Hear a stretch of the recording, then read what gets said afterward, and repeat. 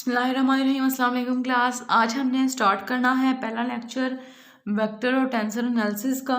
तो वेक्टर और tensor analysis का जो फर्स्ट टॉपिक है वो है कर्वीलिनियर कोऑर्डिनेट्स के कर्वीलिनियर कोऑर्डिनेट्स क्या होते हैं। हमने जो भी यहाँ पे अब कोऑर्डिनेट्स पढ़े हैं वो हमने 3D में ही पढ़े हैं। कर्वीलिनियर कोऑर्डिनेट्स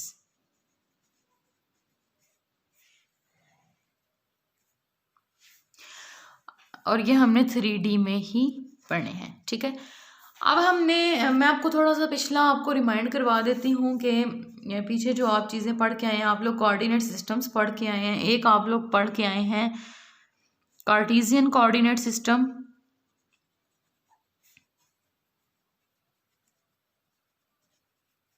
और एक आप पढ़ के आए हैं पोलर कोऑर्डिनेट सिस्टम।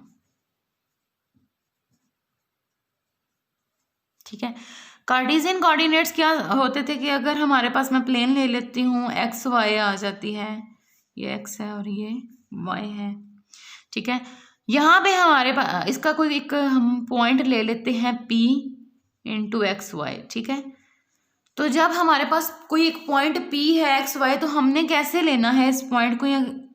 जब हम यहाँ से स्टार्ट करेंगे, अलॉन्ग एक्स एक्सिस स्टार्ट करेंगे इस पॉइंट को, तो ये एक्स आ जाएगा और यहाँ से यहाँ तक ये जाएगा y। तो यहाँ से लेके यहाँ तक ये एक्स एक्सिस को के अलॉन्ग है और यहाँ से लेके यहाँ तक ये y एक्सिस के अलॉन्ग है। तो ये मेथड है कि जब कार्टेशियन कोऑर्डिनेट्स की बात होती है तो इसको इस पॉइंट तक लेके जाने का यही मेथड है कि हम पहले अलॉन्ग एक्स एक्सिस तक लेके जाते हैं, फिर अलॉन्ग y एक्सिस के इसको लेके जाते हैं और एग्जैक्ट हम अपने पॉइंट तक पहुँच जाते हैं। ठीक है, उसके बाद जब हम पोलर कोऑर्डिनेट्स की बात करते हैं तो पोलर कोऑर्डिनेट्स में क्या होता है कि अगर हमारे पास यहाँ पे कोई पॉइंट है, यहाँ पे एक पॉइंट है, उसकी वैल्यू मैं बाद में देती हूँ, तो हमने पोलर कोऑर्डिनेट्स में जब इस पॉइंट तक पहुँचना तो हमने इस तरह हमने इस पॉइंट तक पहुँच जाना है। और यहाँ पे हमारे पास जब ये पॉजिटिव एक्स एक्सिस के साथ एंगल बना रहा है और यहाँ पे ये एंगल इसका थीटा बन रहा है और यहाँ से लेके यहाँ तक ये जो है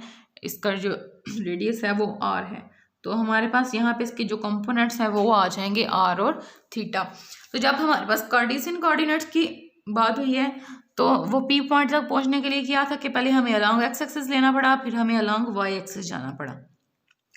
जब पोलर कोऑर्डिनेट्स की बात हुई है तो ये डायरेक्ट जो है वो पॉइंट पी तक, ओरिजिन से लेके पॉइंट पी तक जाता है और इसे हम पोजीशन वेक्टर भी बोलते हैं। जब हमारे पास ये पॉइंट पी तक जा रहा है तो ये एक एंगल एक्स एक्सिस के साथ बना रहा है और वो एंगल है थीटा। ये पॉजिटिव एक्स एक्सिस के साथ एंगल बना रहा है तो एंगल है थीटा। ठीक है, ये आ गया जिसमें हमारे पास आर थीटा है वो पोलर कोऑर्डिनेट्स हैं और जिसमें हमारे पास एक्स और वाई यूज हैं वो कार्टेशियन कोऑर्डिनेट्स हैं। ये चीज़ें आप लोग पढ़ चुके हैं। अब फर्दर हम देखते हैं कि अगर हमने पोलर से जो है कार्टेशियन में जाना है या कार्टेशियन से पोलर कोऑर्डिनेट्स में ट्रांसफ़र करना है। अब देखें, है तो ये दोनों चीज़ें सेम है, तो ये पॉइंट P ही था। ठीक है, जाना भी हमने P तक है, लेकिन क्या है, जाने के रास्ते अलग हैं। एक में हम इस रास्ते गए हैं, एक में हम जो है इस सारे रास्ते को जो है कवर करके गए हैं।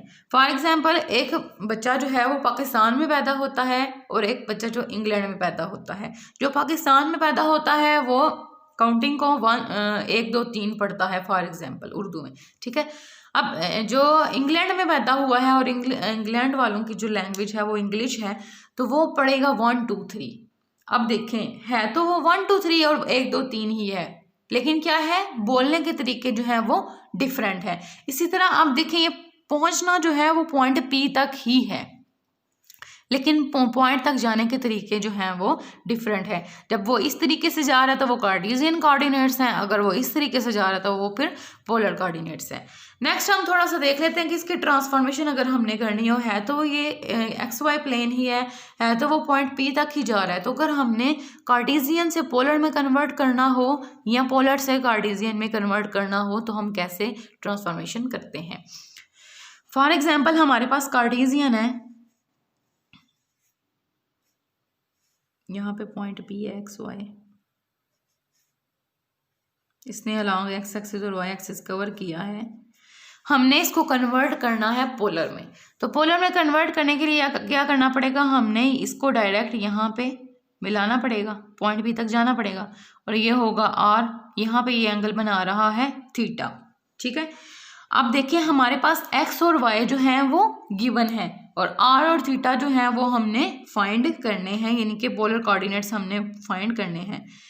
गिवन किस में था? कार्टेशियन कोऑर्डिनेट्स में था, मैंने किस में कन्वर्ट कर दिया? पोलर में, ट्रांसफॉर्मेशन कर दी। ठीक है, अब हमारे पास क्या है कि एक्स वाई जो थे कार्टेशियन कोऑर्डिनेट्स किस में कन्वर्ट हो जाएंगे? पोलर कोऑर्डिनेट्स में। ठीक है, अब देखें अगर हमने पोलर कोऑर्डिनेट्स में कन्वर्ट किया है तो हमें इनकी वैल्यूज पता होनी चाहिए कि आर की वैल्यू क्या बनेगी और थीटा की वैल्यू क्या बनेगी। तो यहाँ पे अगर ओरिजिन पे देखें तो यहाँ पे हमारे पास 0 0 है। ठीक है, ओरिजिन पे हम देखें तो यहाँ पे क्या है? 0 0 है। अब ओरिजिन से लेके पी पॉइंट तक जो डिस्टेंस है वो आर है। ठीक है, अब हम इसका डिस्टेंस फार्मूला लगा के कैसे फाइंड करेंगे? R is equal to x minus 0 का स्क्वायर प्लस y माइनस 0 का स्क्वायर होल का स्क्वायर रूट, ये डिस्टेंस फार्मूला होता है। यहाँ से हम ऐसा करेंगे, r की वैल्यू फाइंड कर लेंगे इन टर्म ऑफ x और y। तो यहाँ पे आ जाएगा x square plus y square whole का स्क्वायर रूट। तो यहाँ से हमारे पास ट्रांसफॉर्मेशन के बाद r की वैल्यू आ गई x square plus y square square root. ठीक है, उसके बाद थीटा हमने फाइंड करना है। तो थीटा कैसे फाइंड करेंगे? यहाँ पे हमारे पास जब एंगल गिवन है तो ये टेंजेंट थीटा बनाता है। ठीक है, टेंजेंट थीटा है, और टेंजेंट थीटा किसके इक्वल है? y ओवर x के इक्वल है। यहाँ पे ये y ओवर x के इक्वल है। ठीक है, अब हमने फाइंड करना है थीटा। तो टेंजेंट इस साइड पे आएगा, टेंजेंट इनवर्स हो जाएगा y ओवर x। तो ये हमारे पास यहाँ से थीटा की वैल्यू आ गई ट्रांसफॉर्मेशन के बाद। तो अब आप देख सकते हैं कि जब हमने कार्टेशियन कोऑर्डिनेट्स से पोलर कोऑर्डिनेट्स में ट्रांसफॉर्मेशन की है, जब हमने कार्टेशियन कोऑर्डिनेट से पोलर में ट्रांसफॉर्मेशन की है तो उनकी वैल्यूज जो आई तो वो पिछले वाले के टर्म में ही है। ठीक है, ये चीज़ आप लोगों ने माइंड में रखनी है। आगे आपको मैं ऑब्जर्वेशंस भी बताती हूँ कि जब आपने एक्स और वाई को हमने पोलर में कन्वर्ट किया है, बेशक आर और थीटा में कन्वर्ट किया, लेकिन उनकी वैल्यूज आई जिससे हम ट्रांसफॉर्म कर रहे हैं उसी की सेंस में है, यानी कि वो एक्स वाई में था तो यहाँ पे वैल्यूज भी एक्स वाई में ही आई हैं, फंक्शन पिछले वाले का ही आएगा। ठीक है, अब हम करते हैं ट्रांसफॉर्मेशन पोलर से कार्टेशियन में, फिर हम चेक करते हैं। फॉर एग्जाम्पल हमारे पास है ये यहाँ तक पी पॉइंट तक आ रहा है। ठीक है, ये आर है, यहाँ पे ये एंगल थीटा बना रहा है। हम क्या करते हैं, हमने कार्टेशियन में चेंज करना है। कार्टेशियन में चेंज करने के लिए क्या करना पड़ेगा? हमें यहाँ से लेके यहाँ तक डिस्टेंस कवर करना पड़ेगा, ये आ गया एक्स। फिर हमें वाई एक्सिस के लॉन्ग कवर करना पड़ेगा, ये आ जाएगा वाई। अब हमें एक्स भी नहीं पता, हमें वाई भी नहीं पता, हमें जस्ट पोलर कोऑर्डिनेट्स का पता है। ठीक है, हमने एक्स और वाई की वैल्यू कैसे फाइंड करनी है ट्रांसफॉर्मेशन के बाद? अब हम ट्रांसफॉर्मेशन किसकी कर रहे हैं? आर और थीटा की। किस में? एक्स और वाई में। अब हमने एक्स और वाई की वैल्यूज फाइंड करनी है। तो एक्स और वाई की वैल्यूज कैसे आएंगी कि एक्स की वैल्यू हम यहाँ से फाइंड करेंगे। हमारे पास हमें पता है कि जो फार्मूला है साइन थीटा किसके इक्वल होता है? Sine theta is equal to x over r और cos theta is equal to sine theta is equal to y over r और cos theta is equal to x over r. ठीक है, अब यहाँ से हमने क्या करना है? एक्स और वाई की वैल्यूज फाइंड करनी है। तो एक्स की वैल्यू आ जाएगी आर cos थीटा और वाई की वैल्यू आ जाएगी आर साइन थीटा। ठीक है, अब आप देखें यहाँ से जब हमने पोलर में से ट्रांसफॉर्मेशन की है कार्टेशियन कोऑर्डिनेट्स में, तो जो फंक्शन आया है वो इन टर्म्स ऑफ आर और थीटा ही आया है। जो फंक्शन आया है वो इन टर्म्स ऑफ आर और थीटा ही आया है। तो ये हमारे पास होती है ट्रांसफॉर्मेशन। पोलर से कार्टेशियन में कैसे करते हैं, कार्टेशियन से पोलर में कैसे करते हैं। उसके बाद कुछ ऑब्जर्वेशंस हैं वो मैं आपको बता देती हूँ यहीं से। ऑब्जर्वेशंस क्या है? पहली चीज मैंने आपको साथ साथ ही बता दी है। पहली चीज आप लोगों ने इसमें क्या देखी है कि जो हमारे पास x और y है, अगर हम इसको ट्रांसफॉर्म करते हैं r और थीटा में, अगर हम इसकी ट्रांसफॉर्मेशन किस में करते हैं? r और थीटा में। ट्रांसफॉर्मेशन करने के बाद जो उसका फंक्शन होगा वो इन टर्म्स ऑफ उसी वैल्यूज़ के होगा जिससे हम ट्रांसफॉर्मेशन कर रहे हैं। यानी कि हमने आर और थीटा में जब ट्रांसफॉर्म किया तो आर और थीटा की जो वैल्यूज़ आई हैं वो एक्स और वाई की सेंस में ही आई हैं, ठीक है। यानी कि फंक्शन जो है वो एक्स और वाई का ही रहेगा, पिछले का ही रहेगा जिससे हमने ट्रांसफॉर्मेशन की है। इसी तरह आर और थीटा से जब हमने एक्स और वाई में ट्रांसफॉर्मेशन की है तो उसका जो फंक्शन है वो आया पिछले ही की सेंस में है, फंक्शन उसका आर और थीटा ही की सेंस में आएगा, ठीक है। लेकिन हमने ट्रांसफॉर्मेशन किस में की है, एक्स और वाई में की है। एक ये ऑब्जर्वेशन होगी इसकी फाइंड करने के लिए कि ट्रांसफॉर्मेशन कैसे होती है। दूसरी कि जब हमारे पास ये फंक्शंस गिवन होंगे तो हमारे पास इस फॉर्म में होंगे, या ये वैल्यूज जो हमारे पास ट्रांसफॉर्मेशन के बाद आएंगे वो इस फॉर्म में होंगे, या वो कॉन्टिन्यूस भी होंगी और वो डिफरेंशिएबल भी होंगी। इसमें दो चीज़ें आ जाएगी, कॉन्टिन्यूस भी होगी वो और डिफरेंशिएबल होगी। कैसे, आप देखिए आर की वैल्यू है √x² + y², ठीक है। इसको हम डिफरेंशिएट कर सकते हैं, बिल्कुल कर सकते हैं, और ये कॉन्टिन्यूस वैल्यू भी है। इसी तरह theta is equal to tan inverse of y/x, तो tan इनवर्स y/x का डेरिवेटिव हम ले सकते हैं। इसी तरह r cos थीटा और r sin थीटा, इनका भी हम डेरिवेटिव ले सकते हैं। तो इसका मतलब है कि ये जो वैल्यूज़ हैं ये डिफरेंशिएबल भी हैं और कॉन्टिन्यूस भी हैं। उसके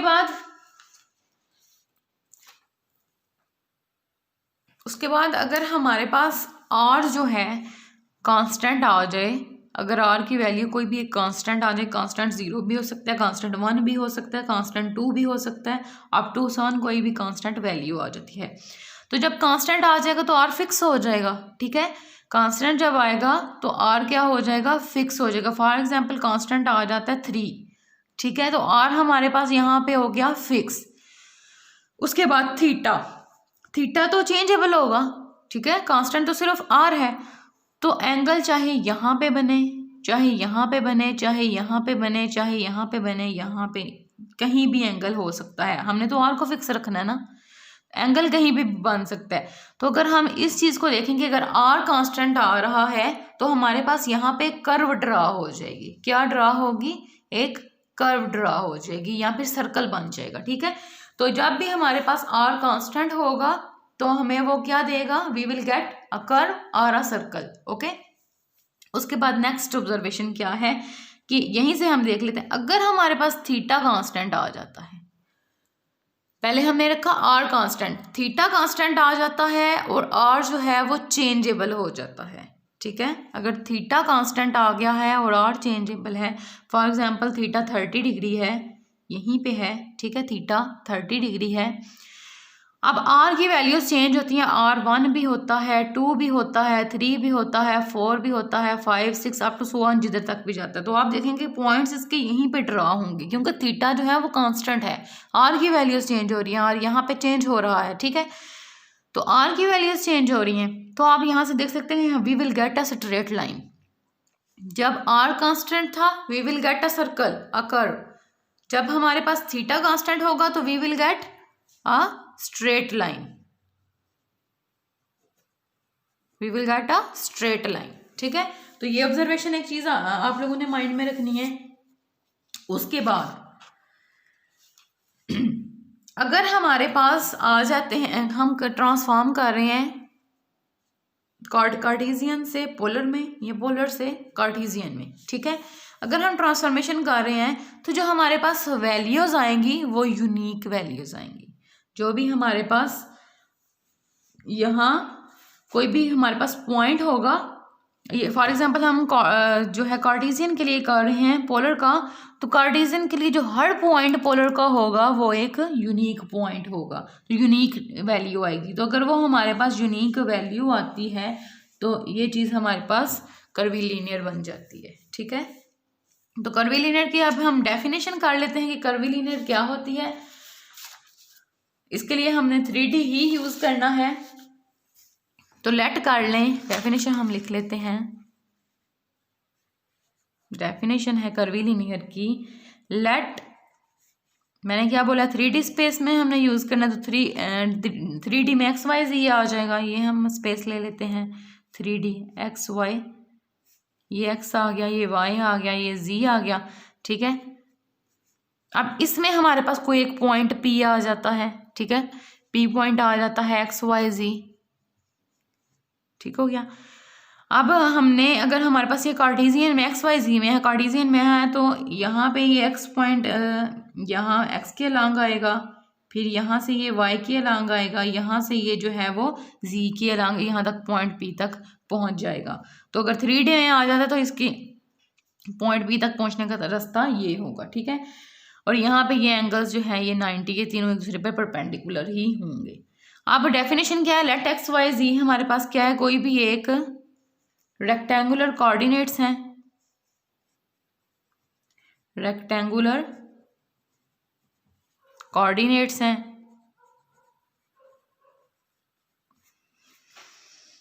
of any point P,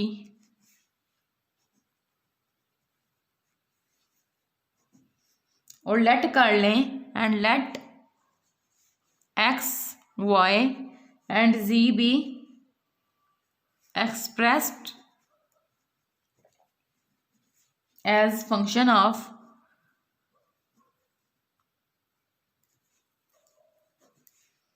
u1 u2 u3 so that x is equal to x into u1 u2 u3, y is equal to y into u1 u2 u3, z is equal to z into u1 u2 u3। ये हमारे पास एक equation बन जाएगी, ठीक है। Suppose कर लें, suppose that equation 1 can be solved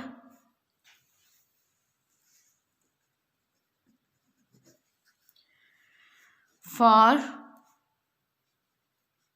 u1 u2 u3 in terms of x y and z, that is u1 is equal to u1 into x y z, u2 into x y z, u3 into x y z। ये equation 2 बन गई। Also we suppose that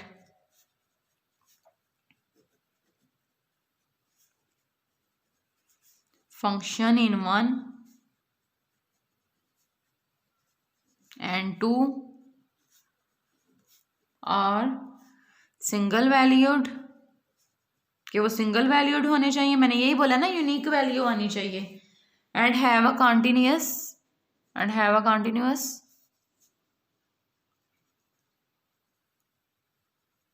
derivatives,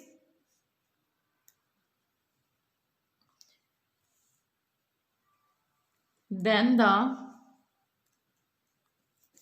corresponds between xyz and u1 u2 u3 is unique।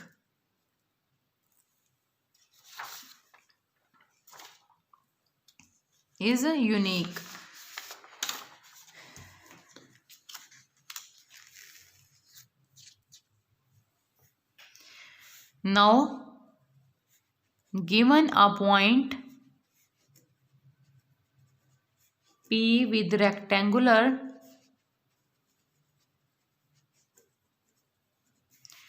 coordinate x y z, we can associate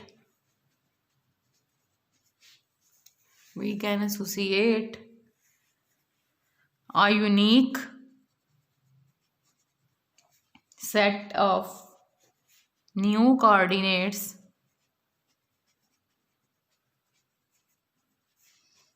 u1 u2 u3 which is called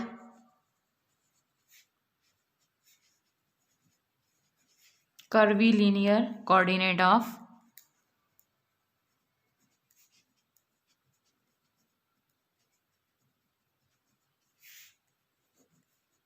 P.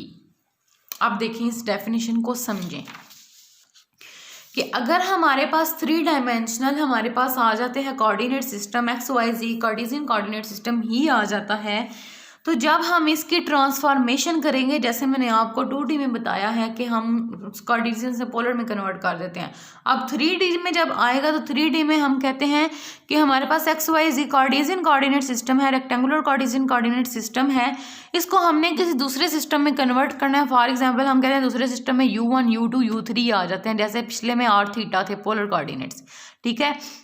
यहाँ से हमने change करना है किसी दूसरे सिस्टम में, किसी दूसरे सिस्टम में, कोऑर्डिनेट सिस्टम में, तो फिर हम क्या करेंगे, उसी तरह हम जब ट्रांसफॉर्मेशन कर रहे हैं तो हमारे पास क्या होना चाहिए, यूनिक वैल्यूज आनी चाहिए, ठीक है। जैसे मैंने आपको बताया है यूनिक वैल्यूज आनी चाहिए, उनके डेरिवेटिव्स एग्जिस्ट करने चाहिए, ऐसा ही है, और कॉन्टिन्यूस होनी चाहिए, ठीक है।